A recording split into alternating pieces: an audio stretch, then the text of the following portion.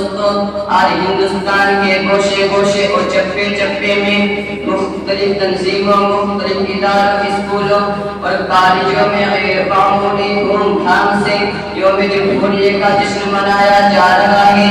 غلام ہندوستان کی داستان اور آزادی کی کہانیاں سنائی جا رہی ہیں۔ مجاہدین آزادی کو خراج تحسین پیش کیا جا رہا ہے۔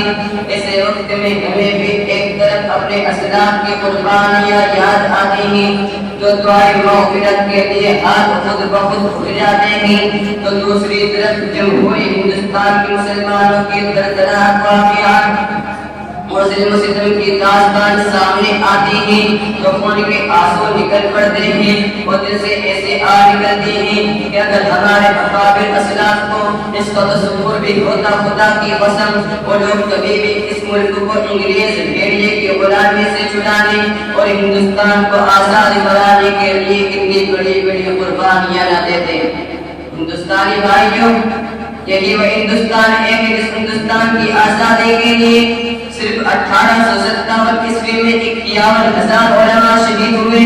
یہی وہ ہندوستان ہے کہ جس ہندوستان کی آزادی کے لیے دہلی کے چاندنی چوک سے خیبر تک کے تمام درختوں پر صرف اور صرف علماء کرام کی گردنیں لٹکائی گئی ہیں۔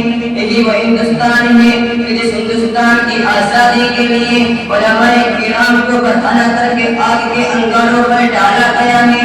یہی وہ ہندوستان ہے کہ جس ہندوستان کی آزادی کے لیے صرف 1857 عیسوی سے لے کر 1947 عیسوی تک 21 لاکھ مسلمانوں نے جام شہادت نوش کیا ہے۔ یہی وہ ہندوستان ہے کہ جس ہندوستان کی آزادی کے لیے علماء کرام کو گولیوں کا نشانہ بنایا گیا ہے۔ یہی وہ ہندوستان ہے کہ جس ہندوستان کی آزادی کے لیے 80 علماء کرام کو گولیوں میں بند کر کے دجلہ ناوی میں ڈال کر گولیوں سے بھون دیا گیا تھا۔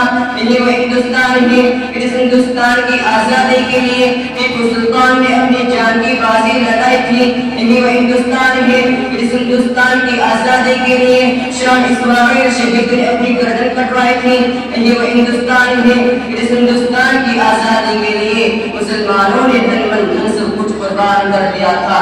محترم دوستوں، ہم پوچھنا چاہتے ہیں ہندوستانی اندھے حکمرانوں سے، ہم پوچھنا چاہتے ہیں کہ ہندوستانی غدار حکمرانوں سے، یہ کیسی جمہوریت ہے، یہ کیسی آزادی ہے، یہ کیسا ملک ہے کہ جس ملک میں صرف مسلمانوں کے مذہبی معاملات مداخلت کی جائے۔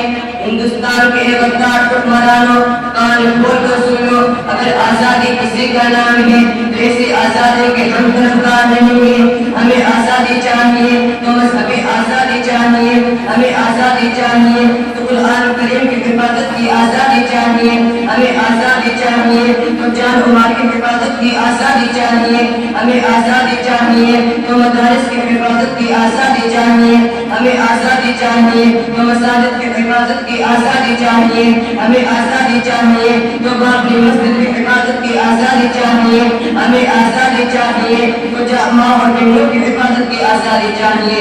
ہندوستانی مسلمان اور میرے ہندو بھائیوں، کیا یہ جمہوریت کا خون نہیں ہے؟ کیا یہ سیکولرزم کا مذاق نہیں ہے؟ یہ دستور آزادی کی خلاف ورزی نہیں ہے کہ جمہوری ملک میں کسی کے مذہبی معاملات مداخلت